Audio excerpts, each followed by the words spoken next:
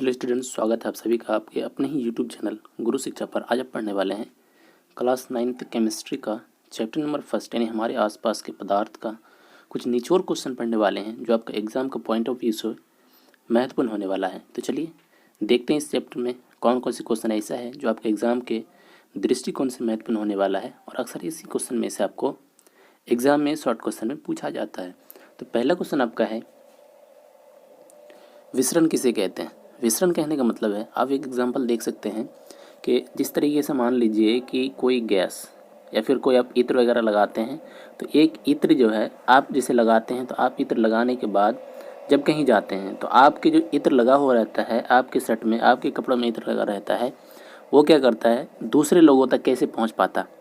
आप देख पा रहे हैं या फिर महसूस कर पा रहे हैं, आप इत्र लगाते आपको दोस्तों तक पहुँच जाता, आपके दोस्त इत्र लगा रहे होते हैं, आप तक पहुँच जाता है।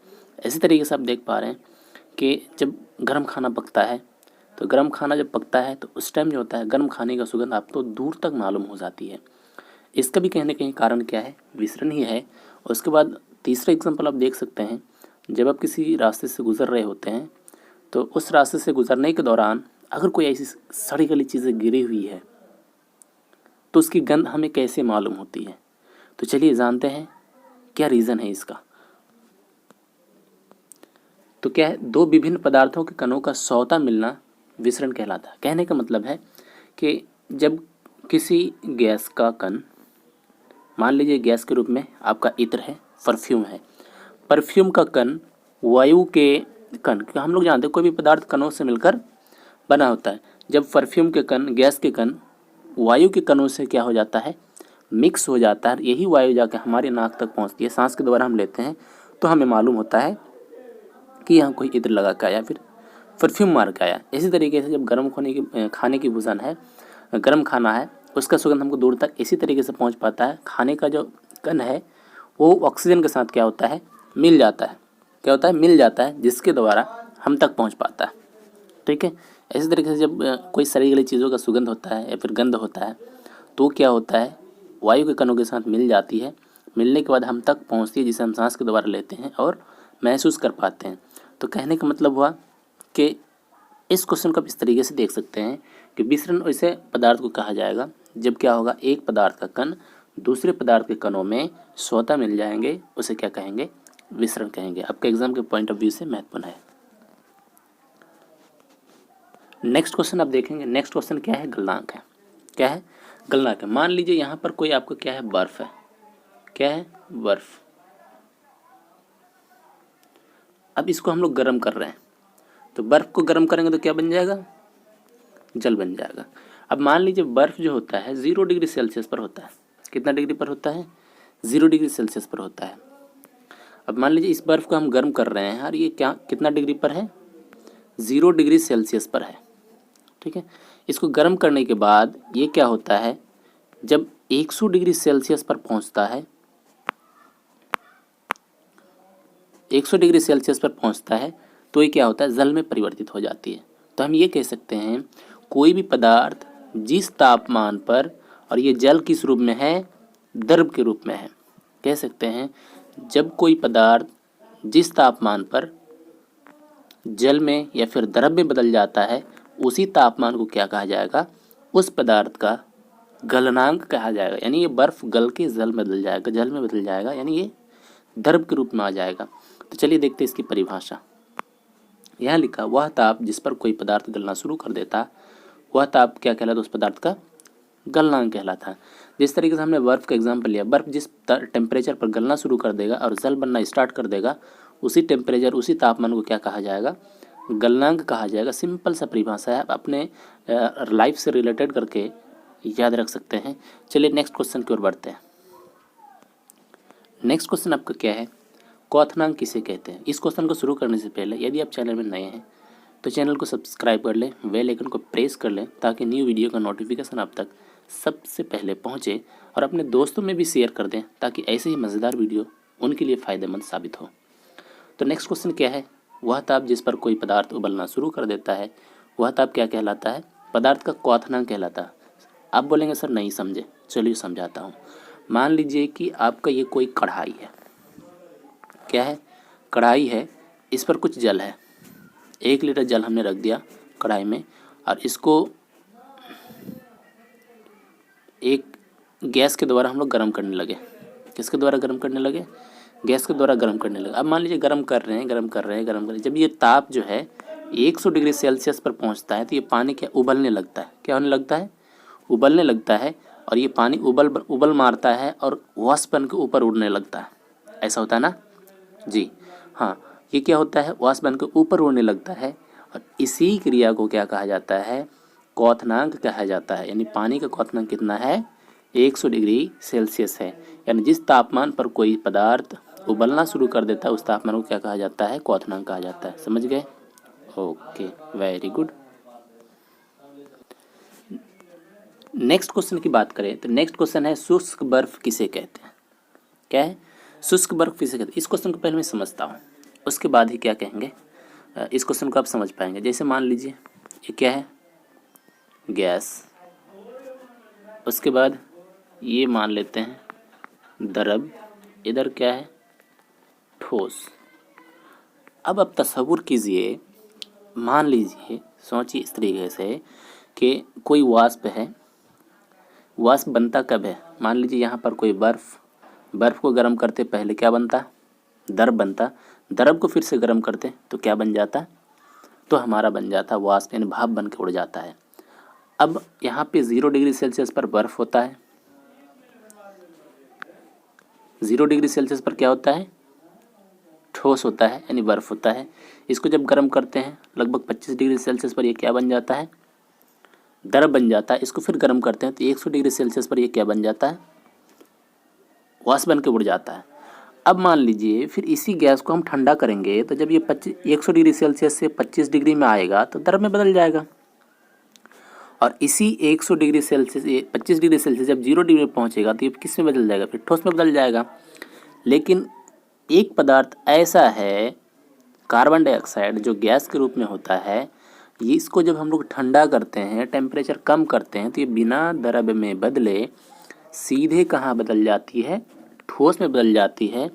कहने का मतलब है अगर ये द्रव में नहीं बदलेगा तो इसमें पानी नहीं होगी। पानी नहीं होगी तो इसको भीगा हुआ बोलेंगे क्या? सूखा ही ना बोलेंगे, क्योंकि द्रव तो पानी ही होता है ना। तो ये पानी नहीं होगी इसलिए इसको भीगा हुआ नहीं बोलेंगे, सूखा बोलेंगे। और डायरेक्ट ये किस में बदल जाएगा? ठोस में बदल जाएगा, बर्फ़ में बदल जाएगा। इसलिए कार्बन डाइऑक्साइड को सूखी बर्फ़ कहा जाता है। समझ गए?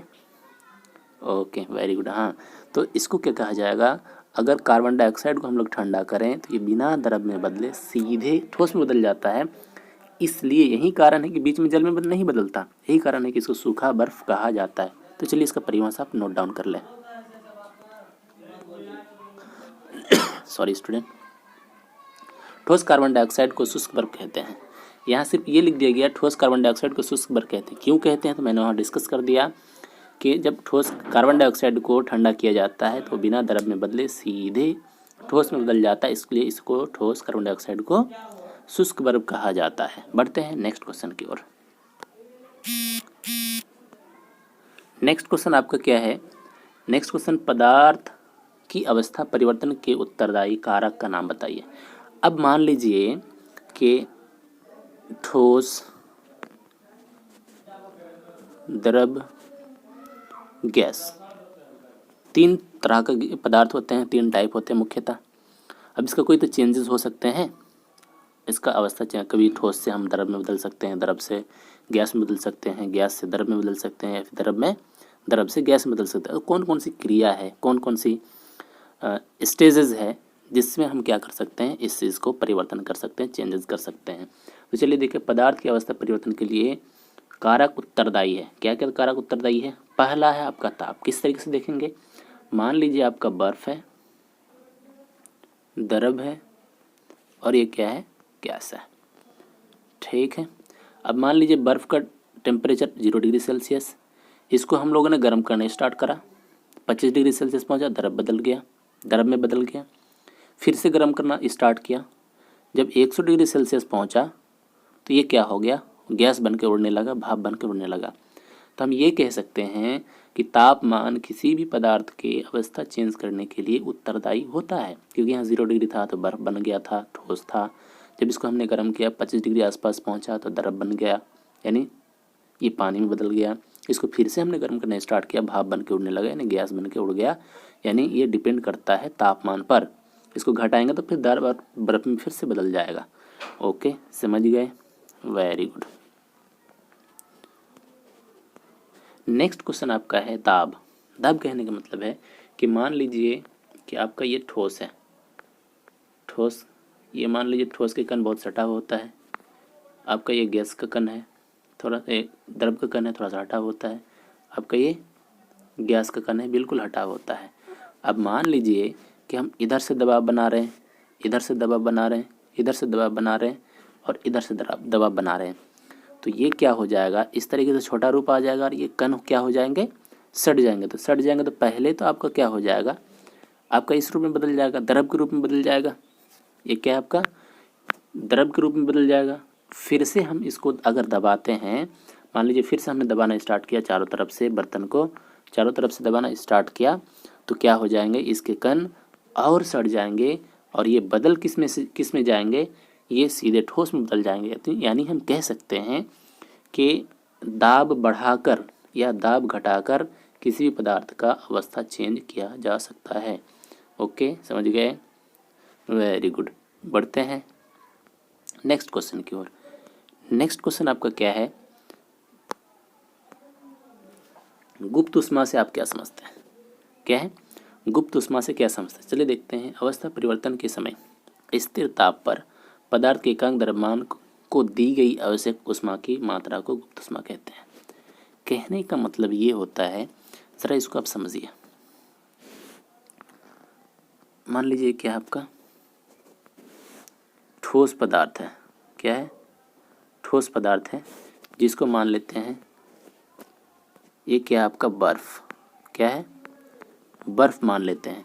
इसको हमने गर्म करना स्टार्ट करा, क्या करना स्टार्ट करा, गर्म करना स्टार्ट करा। अब अगर गर्म करना स्टार्ट किए तो ये 0 डिग्री सेल्सियस पर बर्फ होता है। इसको जब हम गर्म करेंगे तो पहले तो ये किस में बदल जाएगा, पहले ये द्रव में बदलेगा। अब मान लीजिए इसको हमने गर्म करना स्टार्ट किया, मान लीजिए कि 25 डिग्री सेल्सियस पर ये जो बर्फ़ है गल के द्रव में बदलना स्टार्ट किया। तो उस खास समय पर आप देखेंगे कि हम जब 0 डिग्री से स्टार्ट करेंगे गर्म करना तो टेम्परेचर बढ़ता हुआ नज़र आएगा कि 0 से 1, 1 से 2, फिर 2 से 3, इस तरीके से बढ़ता हुआ नज़र आएगा। लेकिन ये पदार्थ जब गलना स्टार्ट हो जाएगा तो उस टाइम जो होता है, ये जो टेम्परेचर होता है, तापमान होता है, उस टाइम बढ़ता नहीं है, क्योंकि उस टाइम इस ऊष्मा का यूज़, टेम्परेचर का यूज़ द्रव में बदलने के लिए, बर्फ़ पिघलने के लिए ऊष्मा का यूज़ करता है, जिसे हम देख नहीं पाते हैं, कहीं ना कहीं वो छुपे हुए रूप में ऊष्मा का यूज़ करता है। इसलिए इसी ऊष्मा को क्या कहते हैं, गुप्त ऊष्मा कहते हैं। यानी छुपा हुआ ऊष्मा जिसे हम देख नहीं सकते हैं, यानी ऊष्मा तो हम दे रहे हैं, टेम्परेचर तो दे रहे हैं, लेकिन वो यूज़ कहाँ कर रहा है, अवस्था चेंज होने के लिए कर रहा है। इसी ऊष्मा को हम लोग क्या बोलेंगे, गुप्त ऊष्मा बोलेंगे। समझ गए, ओके, वेरी गुड। बढ़ते हैं नेक्स्ट क्वेश्चन की ओर। या फिर इसी को दूसरी परिभाषा में आप बोल सकते हैं, जब कोई पदार्थ भौतिक अवस्था यानी जैसे ठोस से दूसरी भौतिक अवस्था जैसे द्रव में परिवर्तित होता है, तो एक नियत ताप पर उसे कुछ ऊष्मा प्रदान करनी पड़ती है। यह नियत ताप ही क्या कहलाता है, ऊष्मा, गुप्त ऊष्मा कहलाता है। अभी हमने समझाया अभी था। ऐसा भी देख सकते हैं इसका परिभाषा, किसी पदार्थ की गुप्त ऊष्मा उसकी ऊष्मा की वह मात्रा है उसके इकाई मात्रा द्वारा अवस्था परिवर्तन के समय अवशोषित की जाती है। इसे भी मैंने समझाई दिया फर्स्ट में, वही चीज़ें यहाँ लिखा गया है कई तरीकों से।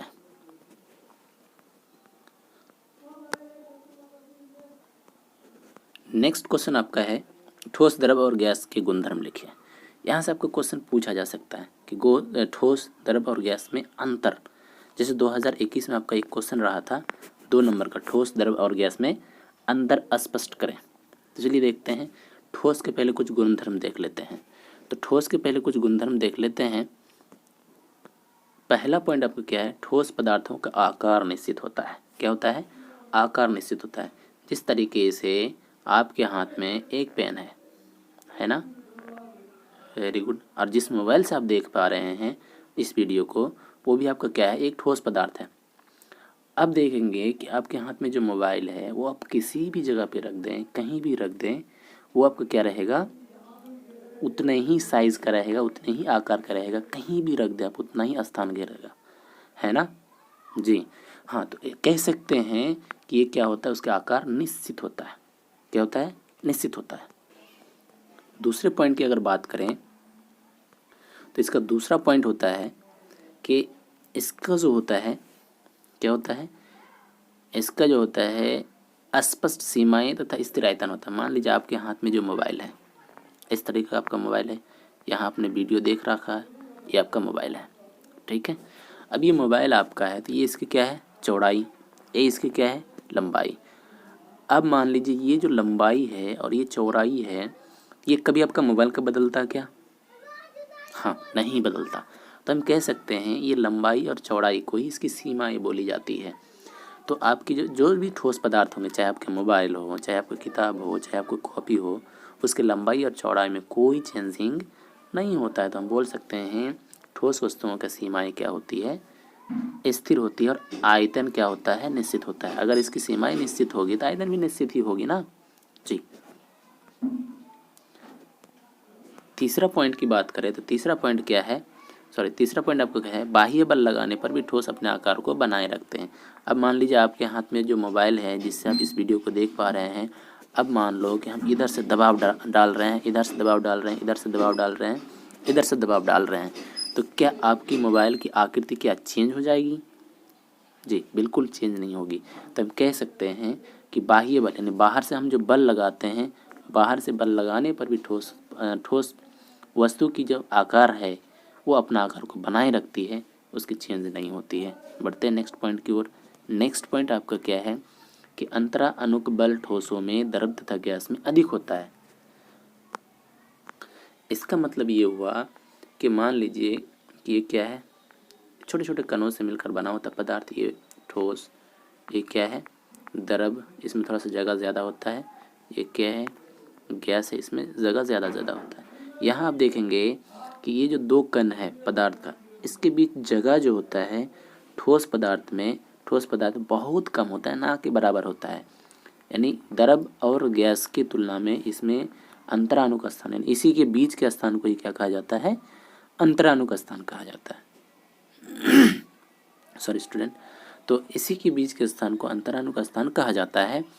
तो हम ये कह सकते हैं कि ठोस जो होते हैं इसके जो कणों के बीच जो स्थान होता है जिसे अंतरानुक स्थान कहा जाता है, इंट्रामोलिकुलर स्पेस बोला जाता है, ये गैस और द्रव की तुलना में अधिक होता है। जो आज अभी हमने समझाया वही यहाँ लिखा हुआ है कि अंतरानुक बल क्या होते हैं, ठोसों में द्रव तथा गैस की तुलना में अधिक होता है। हम जानते हैं कि स्थान ठोस में क्या होता है, गैस तथा द्रव की तुलना में कम होता है, जिसके कारण इसके बीच में आकर्षण बल होता है वो ज़्यादा होता है। क्या होता है, जिसके कारण इसके बीच जो आकर्षण बल होता है, अट्रैक्शन फोर्स होता है, ये ज़्यादा होता है। तो अंतरानुक बल जो होता है ठोसों में द्रव तथा गैसों की तुलना में अधिक होता है। शायद मैंने इससे पहले जो पॉइंट बताया था थोड़ा सा मिस्टेक हो गया था, तो वहाँ आप ये देख सकते हैं। अंतरानुक स्थान की बात करें तो ठोस में सबसे कम अंतरानुक स्थान होता है, द्रव तथा इसमें ज़्यादा होता है, सबसे ज़्यादा इसमें होता है। इसमें जब ज़्यादा हो गया अंतरानुक स्थान तो बल कमज़ोर होगा, इसमें कमज़ोर होगा। सबसे स्ट्रांग बल किस में होगा, ठोस में होगा। यानी अंतरानुक बल जो होता है ठोस में स्ट्रांग होता है। बढ़ते हैं द्रव के कुछ गुणधर्म देख लेते हैं। द्रव के कुछ गुणधर्म इस तरीके से देख सकते हैं। पहला पॉइंट क्या है, द्रव के निश्चित आकार नहीं होता है। अब मान लीजिए 1 लीटर पानी है, हमने किसी गिलास में रख दिया। अब इसी को हमने एक ऐसा बर्तन ले लिया, अब इसमें हमने पानी भरना स्टार्ट कर दिया, तो इसी आकार का बना लेगा ना। यानी इसको जिस तरह का बर्तन में रखेंगे वैसा अपना आकार बना लेगा। तो हम कह सकते हैं कि द्रव का कोई आकार नहीं होता है। नेक्स्ट पॉइंट की बात करें, इसका आयतन निश्चित होता है। यानी यहाँ 1 लीटर पानी है तो यहाँ 1 लीटर पानी भी उतना ही जगह घेरती है। तो कहने का मतलब उसका आयतन क्या होता है, निश्चित होता है। नेक्स्ट पॉइंट की बात करें तो नेक्स्ट पॉइंट आपका है द्रवों में बहाव होता है और इसका आकार बदलता रहता है। यानी मान लीजिए कोई द्रव को हमने यहाँ बहा दिया, गिरा दिया, तो ये क्या होती है, बहती है। क्या होती है, बहती है। यानी बहने की टेंडेंसी इसमें होती है, बहने की क्षमता इसमें होती है। और इसका आकार बदलता। आकार बदलता कहने का मतलब जैसा बर्तन में रखेंगे वैसा आकार। मान लीजिए कि किसी टंकी में हम पानी को लोड करके रखा है, इसमें क्या करके रखा है, पानी को लोड करके रखा है। अब इसी को हम एक लंबा सा पाइप के रूप में दे दिए तो ये इसी आकार का बना लेगा ना, यानी इसका आकार बदलता रहता है। नेक्स्ट पॉइंट की अगर बात करें तो नेक्स्ट पॉइंट कह रहा है इनका अंतरानुक जो बल होता है वो ठोस से कम होता है। वो अभी हमने समझाया था कि ठोस के कणों के बीच जो स्थान होता है वो कम होता है तो इसका बल मजबूत होता है। उसके बाद ज़्यादा स्थान द्रव में होता है, इसलिए इसका अंतरानुक स्थान ज़्यादा होने के कारण इसका बल कमज़ोर होता है। सबसे कमज़ोर किस में होता है, गैस में होता है। यानी ठोस से कम किसका होता है, द्रव का होता है। यही बात यहाँ लिखा है, इनका अंतरानुक स्थान अंतरानुक बल जो होता है ठोस से कम होता है। बढ़ते हैं गैस के कुछ गुणधर्म देख लेते हैं। गैस के अगर कुछ गुणधर्म की बात करें तो गैस के कुछ गुणधर्म, पहला पॉइंट अब देखेंगे, ठोस और द्रव की तुलना में गैसों को संपीड़ित काफ़ी अधिक किया जा सकता है। कहने का मतलब है कि मान लीजिए ये क्या आपका ठोस द्रव गैस, मान लीजिए ये ठोस है। ठोस के कण क्या होते हैं, सटा हुआ होता है, बिल्कुल क्या होते हैं, सटा हुआ होते हैं। लेकिन गैस के कण, द्रव के कण थोड़ा सा हटा हुआ होता है और गैस के कण बिल्कुल ही हटा हुआ होता है। अब मान लीजिए ये दोनों हटा हुआ था, इसको हम दबा सकते हैं, इसको भी हम दबा सकते हैं, लेकिन इसको हम दबा सकते हैं क्या, नहीं। अगर हम इसको दबा सकते हैं तो उसी को संपीड़ित कहा जाता है, उसको हम दबाया जा सकता है। इसको हम दबा नहीं सकते, इसको थोड़ी मात्रा में दबाया जा सकता है। सबसे अधिक किसको दबाया जा सकता है, गैस को दबाया जा सकता है। इसलिए यहाँ लिख दिया गया ठोस एवं द्रवों की तुलना में गैसों की संपीड़ितता काफ़ी अधिक होती है। बढ़ते हैं नेक्स्ट पॉइंट की ओर। नेक्स्ट पॉइंट आपका क्या है, इनके कणों के बीच अंतरानुक बल जो होता है सबसे कम होता है। क्या कहते हैं, इनके कणों के बीच अंतरानुक बल जो होता है सबसे कमज़ोर होता है। अगर मान लीजिए कि इसके कोई पदार्थ है और इसके जो बीच का स्थान है ये ज़्यादा है, अब इसके बीच का स्थान अगर ज़्यादा होगा, कणों के बीच का स्थान, तो यहाँ जो लगने वाला बल होगा वो क्या होगा, कमज़ोर होगा। क्या हो जाएगा, कमज़ोर हो जाएगा। इसलिए हम कह सकते हैं कि इनके कणों के बीच जो अंतरानुक बल होता है वो सबसे कम होता है। स्ट्रॉन्ग किस में होता है, ठोस में सबसे स्ट्रॉन्ग होता है, द्रव में उससे कम होता है, सबसे कम क्या होता है, गैस में होता है। यहाँ अगर अंतरानुक स्थान की बात की जाती, जगह की बात की जाती, तो सबसे ज़्यादा जगह गैस में होता, उसके बाद थोड़ा सा कम, गैस से कम द्रव में होता, सबसे कम ठोस में होता। बढ़ते हैं नेक्स्ट पॉइंट की ओर। नेक्स्ट पॉइंट की बात करें तो नेक्स्ट पॉइंट ये कह रहा है गैसों को आसानी से दबाया जा सकता है। कहने का मतलब है जब मान लीजिए कोई गैस है, इसके बीच जो कण है, कणों के बीच खाली जगह है, तो इसको आसानी से दबा ही सकते हैं ना। अब मान लीजिए हम पूरा खाली पड़ा है तो इधर से दबाएंगे तो ये नज़दीक नज़दीक आएगा, जब तक नज़दीक नहीं आता तब तक हम दबा सकते हैं। तो इस पॉइंट को हम इस तरीके से समझ सकते हैं, गैसों को आसानी से दबाया जा सकता है। नेक्स्ट पॉइंट की बात करें कि इनका विसरण काफ़ी तीव्रता से होती है। कहने का मतलब ये होता है जब आप गर्म खाना पका रहे होते हैं तो उसकी सुगंध जो होती है, उसकी क्या होती है, सुगंध जो होती है, उसके सुगंध, उसके कणों जो होता है वायु के कण के साथ क्या होती है, विस्तृत हो जाती है, मिल जाती है, जिसके द्वारा वो हम तक पहुंच पाती है और हम वायु को सांस के द्वारा लेते हैं। यानी सबसे ज़्यादा गैस के कण क्या होता है, विस्तृत ज़्यादा होती है, दूसरे कणों में मिल ज़्यादा टाइम, यानी कम टाइम में वो जल्दी से मिल जाते हैं, जिसके कारण हमें या तो सुगंध की मालूमात होती है या फिर कोई दुर्गंध है उसकी मालूमात होती है, गैस लीक कर गई उसकी मालूमात होती है।